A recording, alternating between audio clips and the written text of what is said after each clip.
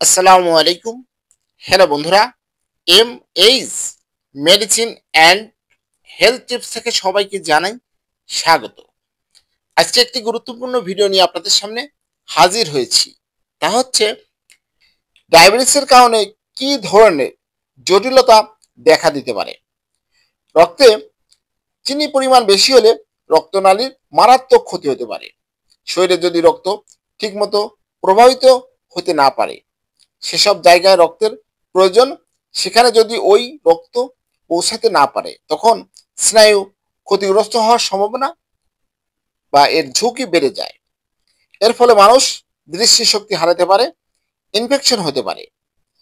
বিশ্ব স্বাস্থ্য সংস্থা বলছে অন্ধত্ব, কিডনি নষ্ট হয়ে যাওয়া, হার্ট অ্যাটাক, স্ট্রোক ইত্যাদির পিছনে একটি বড় কারণ ডায়াবেটিস।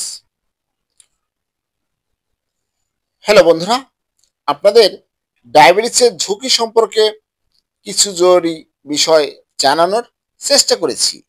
আমার এই ভিডিওটি যদি ভালো লাগে, নতুন নতুন ভিডিও পেতে আমার চ্যানেলটি এখনই সাবস্ক্রাইব করে রাখুন। লাইক, কমেন্ট, শেয়ার করুন।